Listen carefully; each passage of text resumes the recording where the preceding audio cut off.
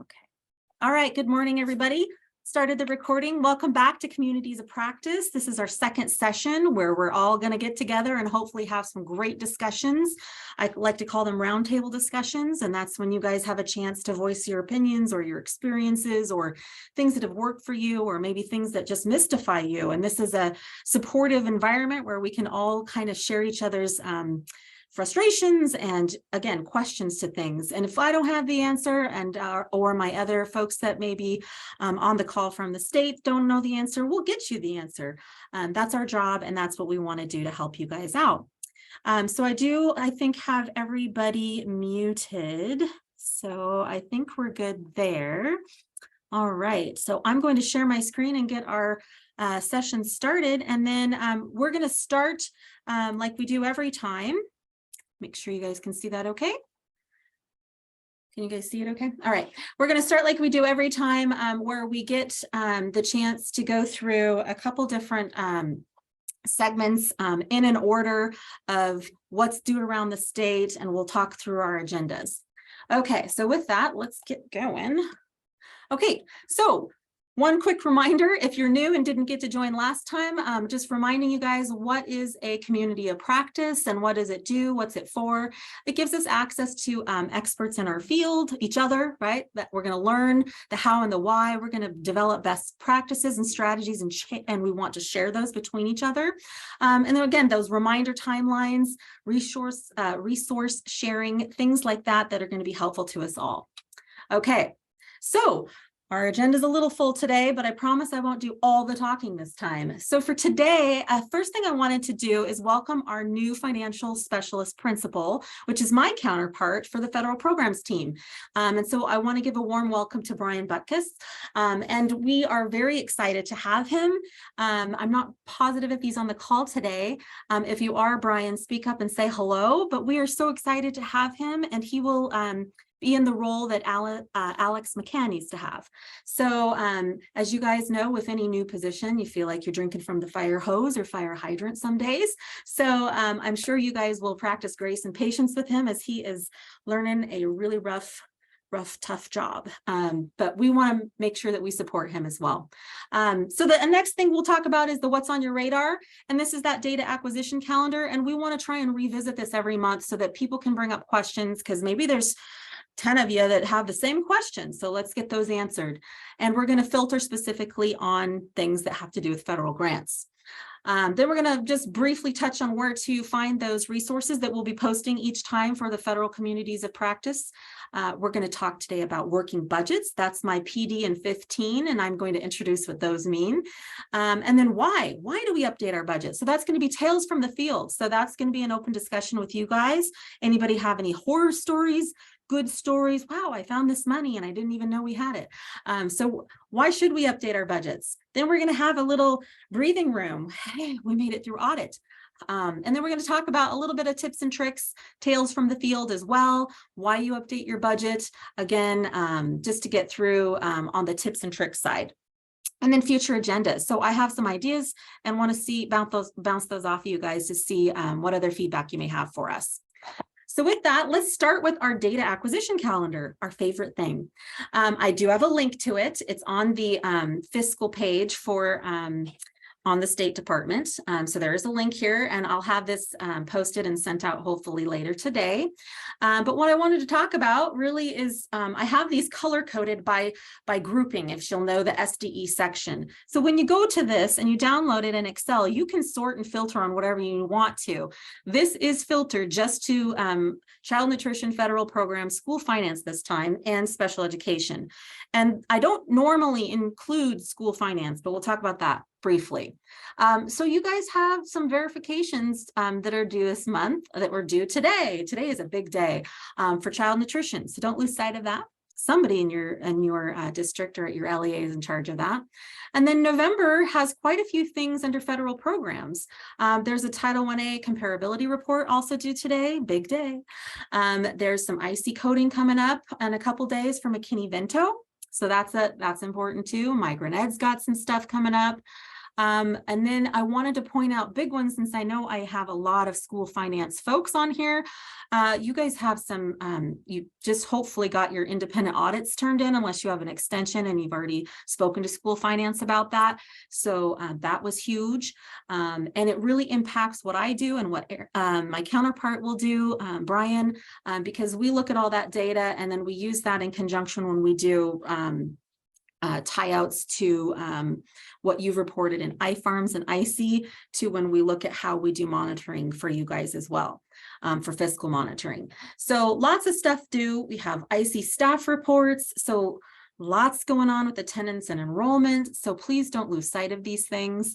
And then in the pink section below is special ed. So those are the ones I have a little bit more familiarity with. So this is when we're going to be starting our child count. So you got to get that child count in. And then general file supervision. This is programmatic stuff. So this is where your SPED directors are going to have to start submitting files for review from the state. And then today, magically, it's my application day. I didn't plan it this way, but this is where I get to give you guys your last little warning before I send out my last reminder that it's due today. It's due tonight. So if you have something you're stuck on, please call myself or Katarina. Our numbers are going to be at the end of this. You can also find them on the website. And then I just wanted to again point out that there's several layers sometimes to some of these processes. So like this month, we talk about in special ed, for instance, that you start submitting like the child count and things, but then perhaps next month you'll have a chance to audit it or to update it if it changed. So again, filter on what you want. I have filters you can see in here. And if you don't know how to do that, ask somebody else in your department, or you can always reach out to us too. But we want to make sure you have ways to filter and find the things that you may be in charge of. Okay, so with that, I had one of my counterparts reach out and say, hey, can you share this timeline so that folks know how to reach me? And this is Elisa Fuchs. I've got her email and there's the link in here as well. But this kind of introduces the flow of child count. So this is again a programmatic thing for special ed. And we're going to try and have things like this in the future for other federal programs and things that are coming up. So if there's something that is going on, we'll try and make sure that we have some sort of reminder for you guys, a visual to keep you in the loop, if you will. Okay. Next up, so this is the data acquisition calendar for December. We won't spend a ton of time, but you'll see that I kind of did the same thing. So if you are a finance person, you might just kind of look at everything because there's a lot of stuff within federal programs or SPED that might be financially related, but then you always know that school finance is you. So make sure you're using this appropriately. So I just have some of the federal stuff and school finance again, just to help you understand how many of those things tie back to us when we're doing allocations in the spring and or when we are monitoring you. So those things you report to school finance impact how we also review you as a district or LEA. So again, the bottom was pink. That one's on my special ed. Green is for federal programs right here. I did include the Indian education. Again, it's federal, so I want to make sure that you guys have that on your radar. Somebody might be in charge of that if that applies to you guys. And lots going on in school finance. So if you are a program manager, I just want you to take note of how many things are going on in school finance all the time. These guys are busy. So hopefully mutual respect there and support for each other if somebody needs to reach out, vice versa, right? To help with one of those reports. Okay. Last month on our first communities of practice, one of our things that we talked about was the Code of Federal Regulations. So just a little refresher how, and I apologize, it's blurry. I still got to get a better resource for you guys, but how to read this so that you guys can navigate if you guys want to see the actual codes and what they mean. So when I do trainings and I reference these codes, a lot of times I get questions on where are you even getting this? So if you want to Google these, or if you have an Edgar book or something to that effect that you want to research yourself, I just want to make sure you guys have, again, how do I find that? What is this? This is the title. This is how you find it. The CFR is how to implement it. And the little crazy symbol is our section. And then that gets you into the section number and then the paragraph, because some of these just go on and on and on, and you need to know how to find them specifically. So I just want to have that reminder for you guys, because the next slide, we're going to just jump right into that. So What I'm trying to launch each time is what I call PD, or professional development, in 15, where I talk through some sort of concept with you guys to help maybe clarify a few things. And I have a whole list of those that we'll have for upcoming sessions. And then I will take suggestions or I want to learns via email or chat, or however you want to communicate that to me. But today's, it's good timing because we were all just kind of wrapping up those audits. So today's PD in 15 is going to be about a working budget or an updated budget, your operating budget. So what is a working budget and why do I need one? All right, well, there's lots of reasons specific to federal grants, which you all are managing. And so federal grant management requires an accurate accounting and budget, and that is under this 2 CFR 200-302, and it's down to the sections and paragraphs. I've got that all there for you and a link, so you'll be able to go read the whole thing. But on top of that, Idaho state laws are also in place, and they also require you guys to submit an annual budget to appropriate for spending, and those are listed there. But there's another section that I want to make you guys aware of, and this is where you're supposed to review the district budget periodically and make any adjustments that you may need to, right? And these adjustments must reflect the availability of funds and the requirements of the school district. So when I say availability of funds, it could be due to a deadline, or it could be due to carryover and other things like that. And you might have to reappropriate. So we're going to talk about those things, and hopefully that'll make sense by the end of this little piece. So another thing I wanted to introduce you guys to is the Uniform Grant Guidance, or UGG, you might hear it as. And this is through the Office of Management and Budget. And I've got a link to it. There's some audit requirements specific to this, and I have that in here, and this is called the 2 CFR 200. And basically this is a big framework for you guys to give authority and a set of rules, things that are required under federal grants. So when you hear 2 CFR 200, you'll say, oh, I know what that is. So we'll talk about that on a lot of our sessions. Just want to make you guys aware of some of those acronyms. Okay, so financial management and our internal controls. I can't talk about these enough. We'll probably have some sessions where we really do a deeper dive, and it's on purpose because the internal controls apply to all the federal grants and management and just general fiscal accountability overall. But I have the listings here. Again, it's in our 2 CFR 200. Financial management piece is the .302, and then internal controls is the 303. And I have links to those, and they are big and they are worth reading if you haven't ever read them. But we will do deeper dives. But in summary, what these say is that if you are a grant recipient, you have to have administrative and financial management systems to separate these and provide internal controls. You have to be able to organize them, provide and report on them. And then you guys probably know that your program managers also on the side have separate stories they have to tell, and they have programmatic reports they have to deliver. And sometimes they need to reference how they spent money. So again, we need to make sure we have really good ways of doing that. Those systems need to be able to track those funds adequately and to make sure that they were used according to the federal statutes, which is where the auditing comes in, right? Your auditors, when they do your audit, they usually pick one of your big programs if you're over that 750,000 threshold for a single audit. And then two, they just look at the whole realm of how you're spending your federal awards. So these things are super important. We don't want to lose sight of them. Now, what's the purpose of the budget? We're just going to go back because we've got program folks here and we've got our fiscal CFOs on today. So this is review for them, but it's a good way for just to introduce the next section. So our budgets need to be reasonable, right? We want them to demonstrate how we are asking to use the funds. And we use the word appropriate because that's what we have to do with our board. We have to ask to spend. That is the law. They tell us what we have appropriated these budgets and what they have allowed us, the boards have allowed us to spend it under. So we have to go step by step to get that approved and have their buy-off on the way we're going to spend the funds that come to our district or LEA. Okay. Now, federal grant budgeting requirements is a little bit different. Again, you have to separate those funds. They want you to separate them, be able to report on them. You have to be able to identify them with a FAIN.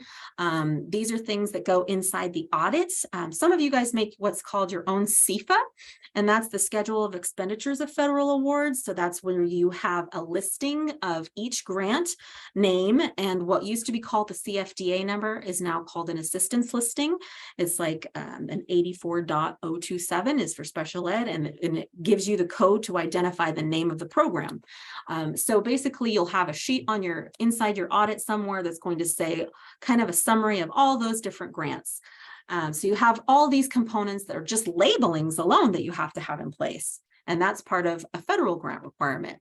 But then separately, you have to be able to provide accurate and complete financial data. And you know that because of audits. So you have to have current financial results and disclosures. All these pieces are required. And again, I have links to those CFRs for you guys. And then again, tracking the financial results inside your funds, you have to have that accounting system that's capable of doing that. So make sure you have a way to separate and distinguish. There's nothing worse than everything slushed together. That will be a huge audit finding. So we want to make sure we have all of those things identified and separated. Now, I also have a link here specifically on how, in more detail, about how you have to identify all these different systems. And I have this little thing I like. I love Ben Franklin quotes. Beware of little expenses. A small leak could cause or will leak or sink a great ship. Gosh, I can't read today. But we want to make sure that we know where all of our expenses are and that we can identify them so we don't have waste or misuse of funds. All right, back to our working budget concept. What is a working budget? Why do we need it? So I have some more CFRs for your enjoyment and reference and links, but really it's about effective control. We want to make sure that the program itself that's paying for something is only paying for something that's legitimate inside of what that program needs. So we want to make sure that we have a way to safeguard all the assets and that that these federal programs are using those monies to actually support the specific program that they're designed for. So we want to make sure that we have a way also to compare the budget, which is the plan, against the expenditures. So we want to make sure that our accounting systems also have a way to do that. These are requirements for audits, but these are also requirements for federal grant management, because you have to usually submit a budget to the feds or to the state on how you want to spend the money. And we have to review those, like with my application that's due today, and say, yes, that's a proper use of funds. I can allow you to have this grant. So those are just part of the mindset, so you guys understand that back and forth. So make sure that you have an accounting system that is able to update, or that you have some other means of updating budgets. All right. Now, you might have heard the term supplemental budget. So I know people that aren't finance folks don't really maybe understand what that means. So what that is if you actually truly amend your budget. There's a local budget law that says you have procedures and controls and things in place that allow you to make changes during the fiscal year, and those are called supplemental budgets. Because think about when CARES money just came in mid-year and our budgets were long gone before the prior spring. If these monies come in and you need to spend them, you have to appropriate them, and you didn't have permission, so you had to go to your board for permission, say, hey, new pot of money, can I spend it? And that's when you do an actual full supplemental budget, and you go to your board and they have to approve it, kind of just like you did the first time with your first budgets. So if you don't understand that process, reach out and we can try and go through that in more detail with you. Okay, working budgets. Let's talk about procedures and best practices. So a control procedure could be that your board should meet probably at regular intervals. That's state law, right? They have to meet on a regular basis. So best practice to give them a budget update, or here we are with our spending, some sort of financial statement. Best practice is monthly. So as part of your board packet, you guys somewhat glance over the budgets, right? You guys take a look at how the spending's going. Now, the level of detail is going to depend on your district and how much you want to look into. It might just be a high level. It might just talk about general fund. You might talk about the status of the ESSER funds or some of these grants, these big chunks of money that they're interested in knowing how you're spending. But really, best practice is monthly. Talk about finances monthly. They need to understand that. Provide a list and a schedule of those information and put those in your board packet. And I always say include budget to actuals and the monitoring reports that can be part of that as well. Those budget to actuals, that's what we're talking about for working budgets. Now let's talk briefly about the role and the purpose of the school budget. You guys know that the school budget describes your plan. This is your anticipated revenues and how you will spend against it. But now anticipated is one thing.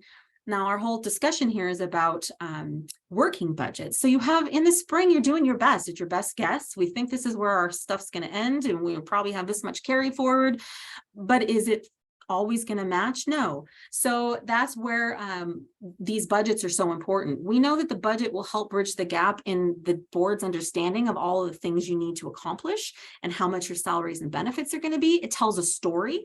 But again, that's done in the spring, and you're not even done spending. So it's on your best estimates. You do as much analysis as you can, but then we all know that it's different once you finalize with audit, or you get through August and you're done paying out accruals and you say, whoa, we have way more money than we thought, or uh-oh, we might need to make some adjustments because we spent way more than we thought. So those are the things that affect the working budgets. And I have a nice link here that for some more reading, but these are just some good things to have as an overview, and it helps you have a talking point for those things.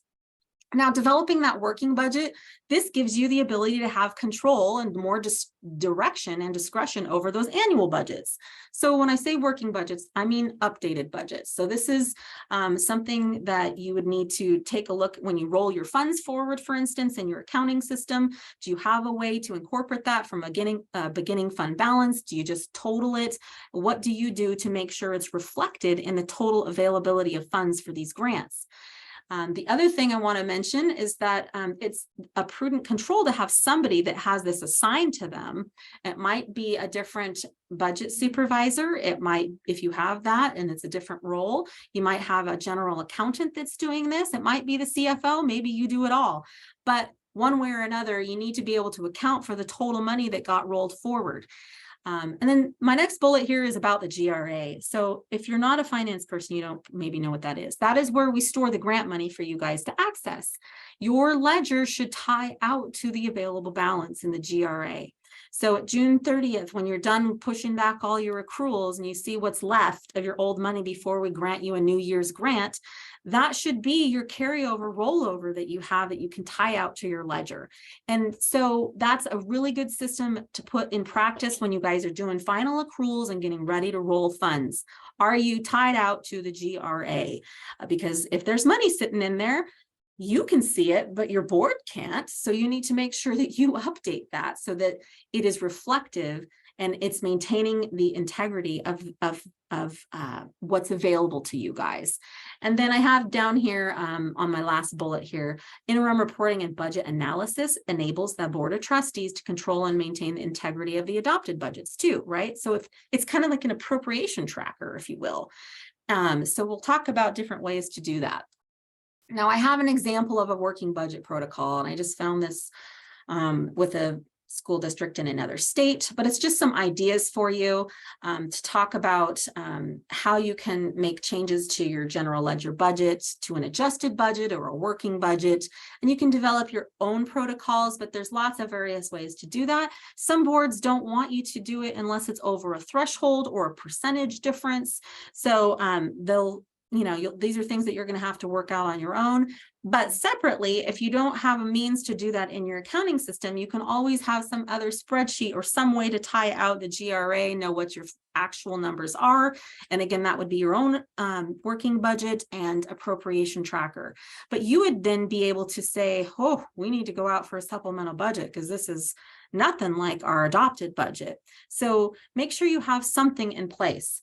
So this is just for your reference. All right, I want to talk about Idaho code though. Idaho code section 33719. This is about budget adjustments and how they might become necessary.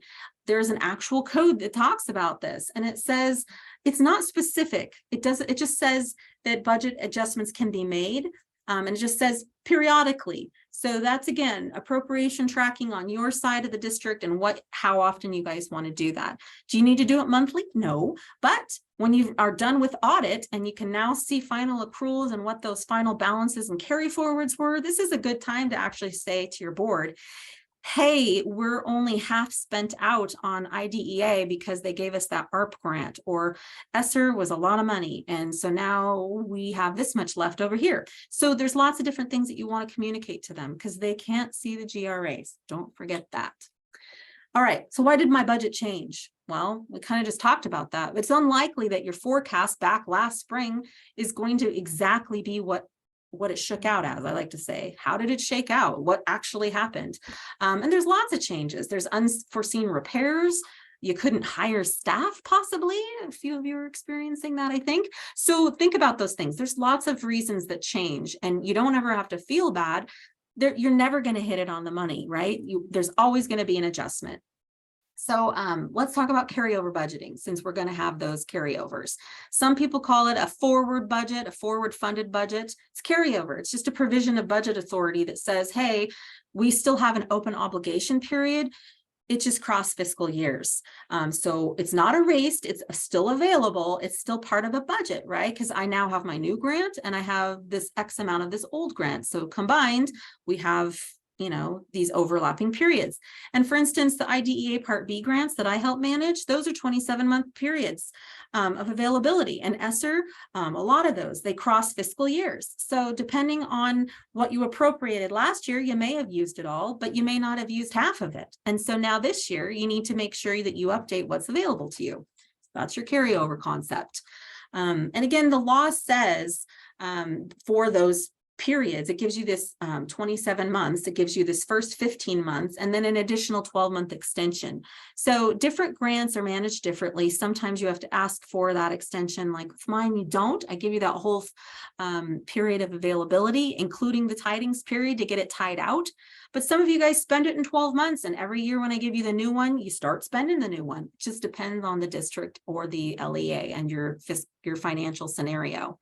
And it depends on the program, right? Because if you have a lot of kids in one program one year and not the next, it could change. All right, so carry forward is just the term, means you just haven't obligated it yet, but it's still available. Okay, so budgets, let's talk about the timing again of budgets. There's all this temporary federal relief. So today's school boards are wrestling with lots of different things, like maybe enrollment increases or declines. Everybody's dealing with inflation, so that's changing the cost of things. You can't just copy your budget from last year and hope it's the same. And so it's changing the nature of how we spend our money with all this influx of all this federal funds, these temporary one-time deals like ESSER or ARP grants. So boards, let's not forget, they're the fiduciary responsibility for your district. It's there's the signatures and their buy-in that gives you the authority to spend. But how many of them have finance degrees? Probably not that many. So you have to tell the story through your budget. I have some good resources. It's a great article if you guys want to read it. And the quote I got out of it was, today's commitments become tomorrow's debt burden. So we want to make sure that we're thinking through those things and helping our board make good decisions by giving them good information in a means that they can understand. Okay. When do I need to update this budget? Well, there's lots of different Idaho codes that say how and when you need to do this, or if you can move an appropriation between major function areas.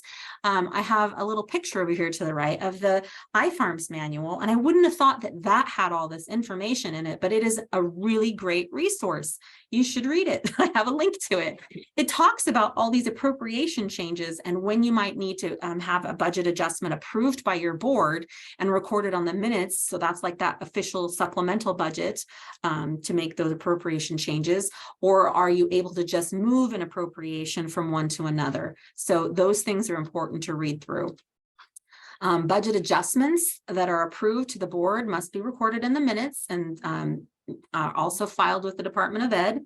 And then we have GASB pronouncements also that we need to not lose sight of. But what I'm talking about there is, this is again, if you're a fiscal person, is that they changed several years ago the way the budgets to actual comparisons are in those final audits to give their board an overview of what the budget had said and how it actually ended up being, and if there was a budget change in between. So that's really good information just to review each year as well. And sometimes they go over those in details when the auditors present to your board, and sometimes not. So again, if you have more questions about that, I've got the GASB paragraph there that talks about that. Okay. Let's get back in. I've got my little super cape dog this time for your enjoyment. Second, the budget to actual comparisons here, they have to show the original and final budget. So different accounting systems have different ways to show that to you on a day-to-day basis. Some of them you can only point your columns to one or the other. But what I'm talking about still here is in the GASB adherence for the financial statements. So just keep that in mind. And I've got some links here for you guys to reference. And this is all accounting jargon. It's not new to you guys, but I want to make sure that the program managers understand that the budgets, the originals, and the actuals at year end are part of the financial statements in your audit, and those get reported to the board. So that's the other reason that it's so important to make sure that you're maintaining budgets and spending appropriately, because you have to report against it as a district. Okay.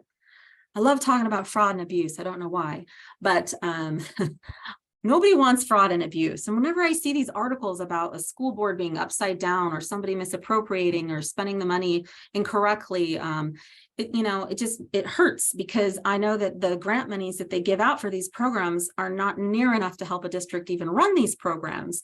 And so you guys are getting a tiny little bit of supplemental money from the budget to make these things happen. The rest is hitting your bottom line. So we want to make sure that we, as program managers or as finance folks, that we are good stewards of funds. Okay, so we want to make sure that we are not wasting.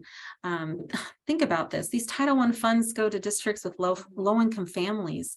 We need to make sure that the special ed kids are getting the services they need. So we need to do our due diligence. So I didn't know if anyone knew about this, but there are forensic audits investigators. So that's exciting. I have Stop the Crooks. I got this off the U.S. Department of Ed. So I want to make sure that you guys know there's hotlines for reporting information. There's a flyer link that has a really nice flyer you could post in your office if you need to. But just to make sure that you guys know that there's resources and things available in case you see something and you don't feel like you have someone at your own district internally that you can report those things to.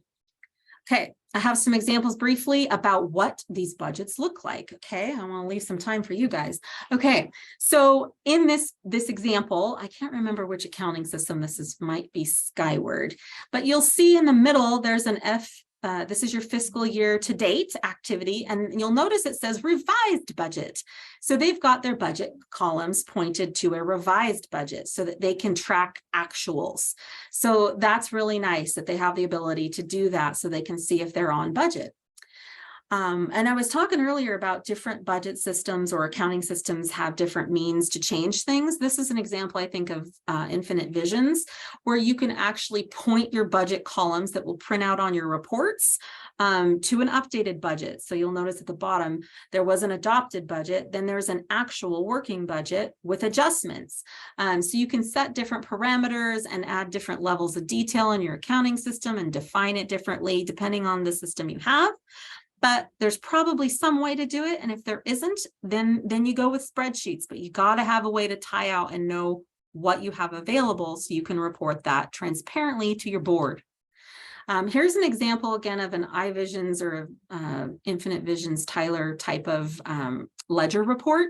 And on this one, you'll notice on the left side, this is a revenue and expense report, because at the top in the parentheses, they have revenues, their federal revenue identifiers, and then below they balanced to that 48,000 for all their expenditures in their budget. And in this instance, I happen to know that they can point their GL budget again to a working budget. So maybe that total revenue there includes any carryover. So again, this is nice because it gives you your budget. It can give you a range to date, year to date, any encumbrances if you had any, to give you a budget balance. So this is a great bottom line report, as my old superintendent used to call it. You just say, show me the bottom line and circle it for me, because what do we got left? Those are the things they needed to know. So make sure you have some way to see these things nicely. This is just an example of an IDEA preschool report in Fund 258. Okay, questions for reflections before we get talking. What kind of systems do you have in place for tracking? Are you doing a side sheet? Do you just use the GRA kind of as your total and you hope that you don't go over in your spending? So think about those things. How frequently do you guys review the status of those expenditures? Do you meet with your program managers on a regular basis? I would recommend best practices quarterly, at least if you can, even if all you're doing is sending a picture of that report to your program manager and saying, hey, it looks like we're about halfway through the year and you've only spent 30% of your funds. I recognize it's because you're short-staffed, but want to make sure that you know that this is where you're at with your spending. And then maybe you guys meet and you talk through it and they say, hey, I really want to buy this. Will I have enough since I don't have those staff? Things like that. But how much do you guys talk about carryover? Do you disclose that to your folks and say, hey, you still have 25% of last year's grant. You got to spend it by December or whatever. Do you guys talk about those things? Think about that. What can we do to spend that money in the right way? Because that really is impacting our ability to support students, right? Make sure that they have these monies. Okay, now we're going to open it up. It's time to breathe. I made it through my audit, most of you. If you haven't, you're almost there. You might still be the person in the upper left, but you're almost there, right? We're getting there. So let's talk about it. How did it go? What about lessons learned? This is our roundtable discussion time, so you guys should have the ability to unmute or maybe say something in the chat. Have our moments of Zen and breathing. But what I'm interested in, how did it go? This is your first time reporting. I know for mine, this is the first year you guys spent the ARP IDEA. Some of you couldn't even touch it and you're rolling over 100%. Some of you guys were still trying to implement your ESSER plans. Anybody want to speak up about how they felt that it went with all these new federal funds that they had to report on? Don't be scared. Anybody just want to say, phew, I'm glad it's over? I'm just curious. I've heard from a couple districts that they've never seen a CEFA that big, which is that schedule of all the federal funds, or maybe just general concessions. It was massive relief to be done with it. Thank you, Austin, in the chat. And I also wanted to put a plug too. If you guys are, this happened to a couple districts where you had your auditors on site and it was stressful because something came in, revenue you weren't expecting or something, and you were scrambling to balance the last second. Let's see. So I have somebody in the chat has said, curious if everyone's carry forward on the IDEA application matches the actual GRA carry forward. Yeah, this is kind of why I'm doing this working budget. So what they're asking is, hey, does anybody else have this problem? The GRA says one thing and their own ledger says something else, or their application to me says something else. And what I have found, but I'd love people to chime in on the chat or raise their hand or something. What I have found is that sometimes what happens is when you guys are reporting final accruals, and it could have been 3 accountants before you, right? But when they're doing their accruals, they either aren't updating the reporting in the application to us, which then screws up the carry forward numbers inside. And that's something that we're going to be doing our own internal audit on this year to try and correlate that, because what I have found when you guys are doing your applications, since they're due today, is that just a reminder, they're due today. I'm seeing that you guys are trying to report more than it says you even have available. And I've had to change that for like at least 10 districts now. Sometimes it's only $70, sometimes it's a chunk of money. And when we look back at the timing on the GRA draws, we can tell it was an accrual. So that's the pattern I'm seeing, but we want to get those aligned and we want to make sure you guys tie out. You should be able to tie out. And if you don't know what that means, give me a call. But you do need to be able to show that whatever you ended up with your carryover is what you reflect. Yeah, so I have a couple people saying the same thing. Yep, it's a similar legacy issue. And it could have been too about the timing of when we originally implemented those application systems to report on. But I want to make sure that you guys have those systems in place, because a lot of you guys reflect on the application totals when you guys are trying to update your budgets. So we want to make sure they're the right amounts. And remember that your program staff can't see the GRA, only the accountants usually. So again, that's something that's just super important for you guys. Anybody have any scary findings or almost findings or misuse of funds or anything that they had to explain for the first time that was strange? I know the hardest thing for me when I had audits was I had to, they would do a journal entry sampling and they'd say, tell me about this journal entry and why did you do it? And so you had to be able to read into where it came from and what, and hopefully there was an attachment or backup for that. So I'm not sure if anybody else had any of those scary situations, but for the most part, you guys had plans in place. Anybody else have anything? You're probably just trying to put it past you and forget about your audit and move on. But if you have anything else you want to share, pipe up. Want to make sure we have time for the next section. So I'm just going to slightly bump us through to the next section. Let's talk about tips and tricks and why it is worth updating your budget. Tales from the field. So I have this Abbott and Costello who's on first. Well, I always equate that back to my days in being over the grants in a district because it was confusing to the poor program managers that thought one thing and then I could see other things and then I would try and update things, or we haven't uploaded the P cards yet, so they could, the expenditures, so they couldn't see it, but I could. And so just it was a who's on first and who could see what when, and it was confusing to people, right? But same thing with your board. You don't want to throw them off at the end of the year and say, oh, by the way, we spent $3 million more and now I want to appropriate it at the bitter end, because then you've already done it. So you want to make sure that you've talked through those things with them and they know where you're at on track.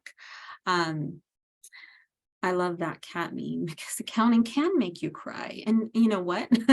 That's what we're here together for, to try and support each other. I mean, there are things that I know some of you have said the application for me makes you want to bang your head against the wall or cry. Those red errors, they're not nice to us, but call us. That's what we're here for. Or call your neighbors. Maybe they've had that problem. Anybody have any stories about they didn't update their budget and they didn't realize there was money about to expire, and then all of a sudden they had to do a mad dash for reporting? That happened to me when I first got into grants. It was the end of ARA grants and there was still monies left, and they had a gap in the time that they had a grant accountant.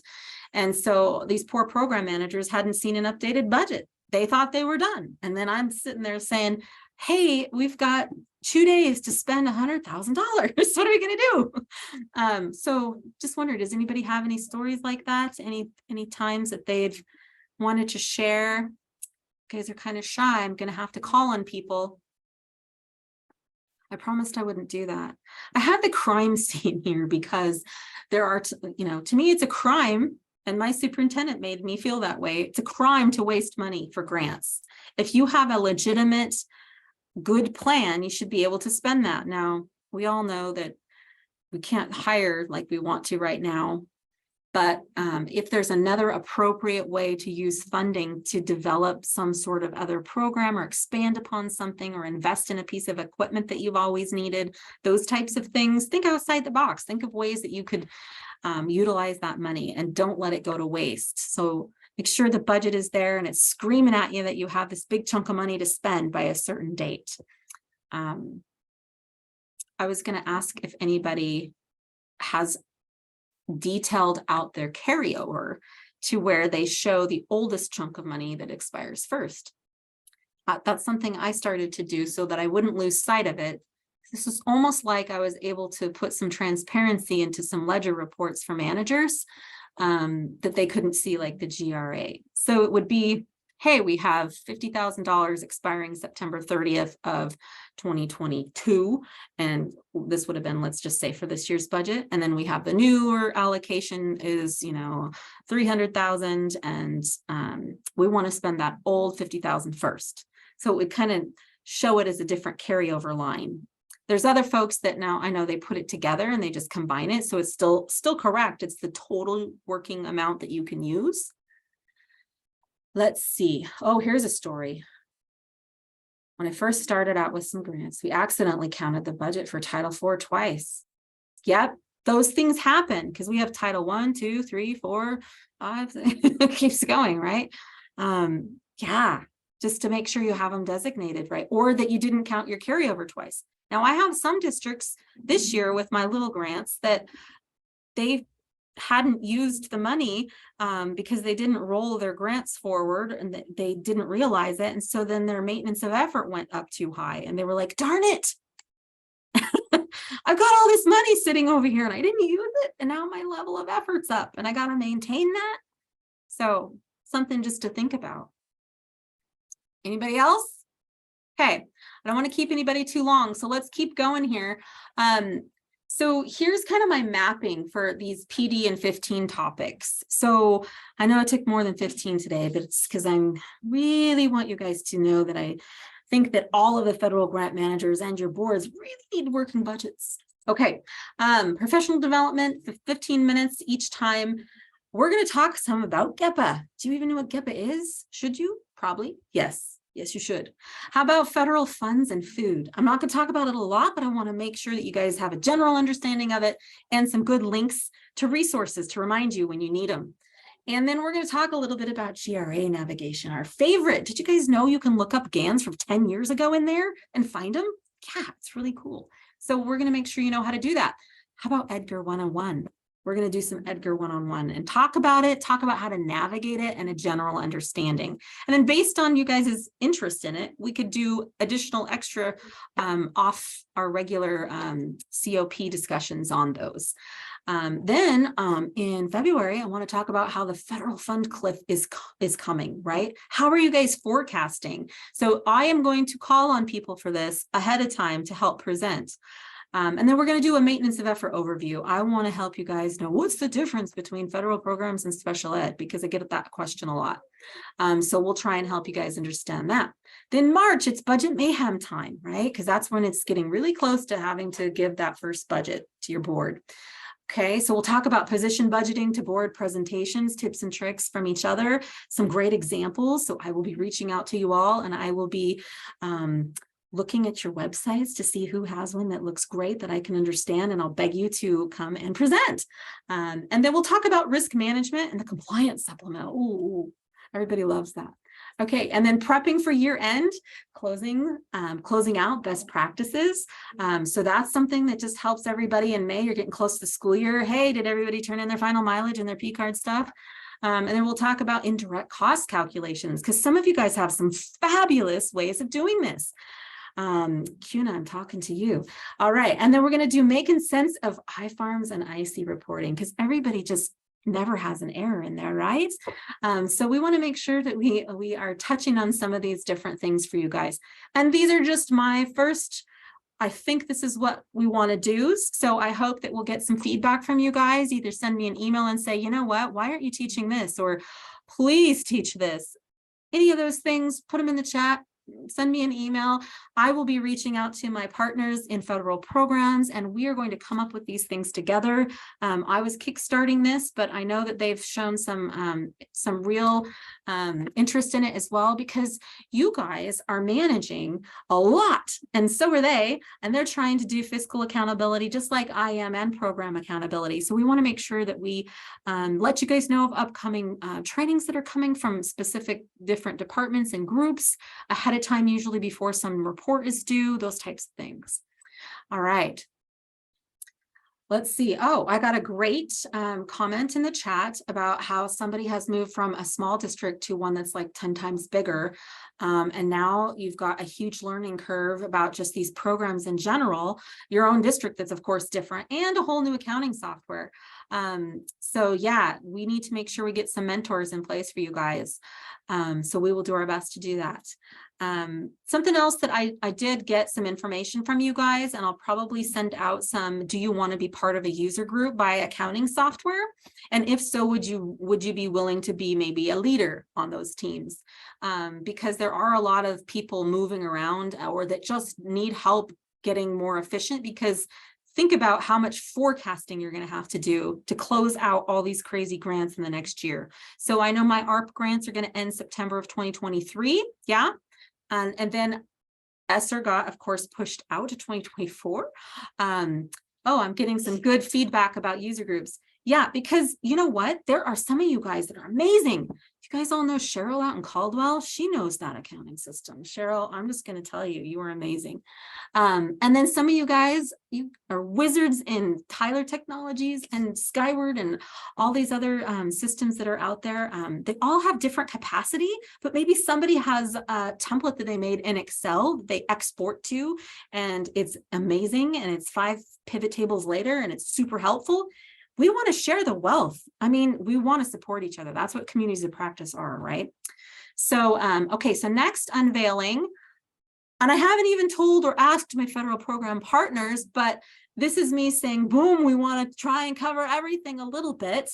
And my ideas here, I got to get their buy-in. It would be something like this, but these are some of the major programs that I'm hoping I can reach out to my counterparts to just kind of go over some basics, because here I am talking fiscal today, because that's all I know, you know, in great detail, but I would like to do program infiltration too. So maybe we're going to try and have, you know, 10 minutes of McKinney-Vento basics, so you guys understand what's the premise of this program. So just so I get a gist of what we're doing, because that's so helpful.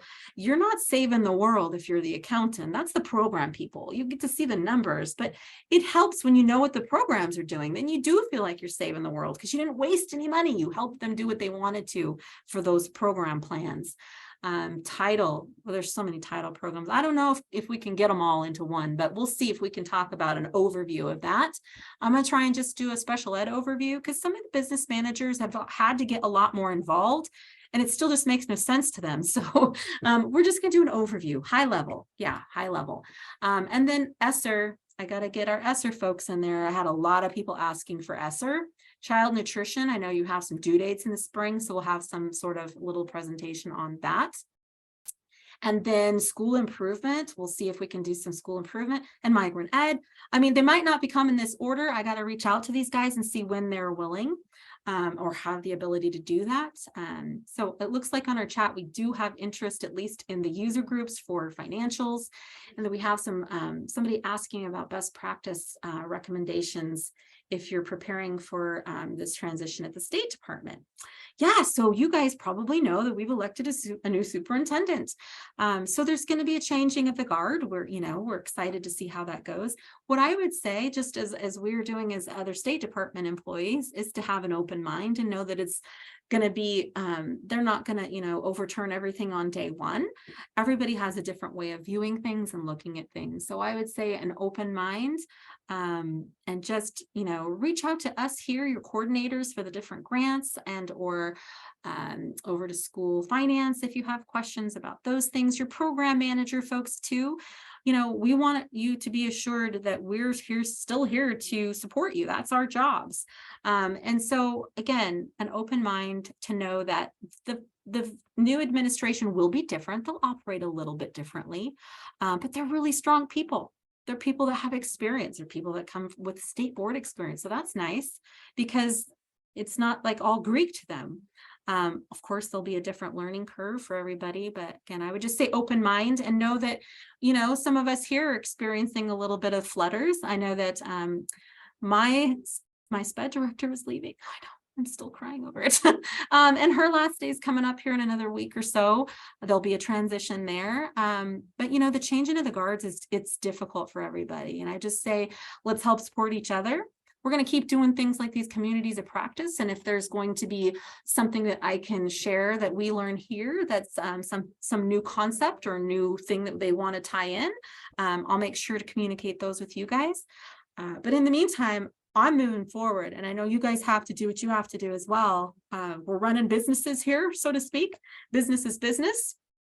And so anyway, I'm just going to close, I guess, by opening it up and saying, does anybody else have anything else that they wanted to bring to the table, or they really want to see change for next time? Throw it in the chat, speak up. You can go off mute.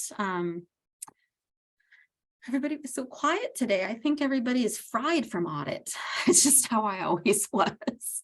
Next time we're going to have you guys talk. I'm going to call on people because I know some of your names. All right. Well, my last little piece, I think that I will say for you guys would be just that please reach out. I know there's a lot of deadlines. We're here to support you.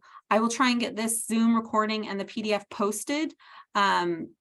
It is in the link that I had sent out on the invite, but I will try and send it out to all of you that I can see that we're on attendance today for the recording link as well. Just in general, it's under the special education page, under the fiscal finance page. And if you scroll down, there's a section that says training, and it's at the top, and it'll say FFG COP, and they'll be all in order by date. And then the next thing we're going to try and do is get you kind of some mini resources and build a grant book as we go that talks about these overviews. So yeah, with that, I've got somebody saying thanks for what you're doing. And to be available with questions. One last plug, my application is due today. But anyway, I enjoy you guys. We're thankful for you guys. If at any point you guys have questions, reach out to somebody at the state, okay? Because we want to make sure that we are here for you. We want to make sure that you guys feel supported, especially during transition, but always. So if anybody else has any questions, reach out. I'm going to end the recording and say goodbye, and we'll see you guys next time on the COP number 3. All right, bye-bye, guys.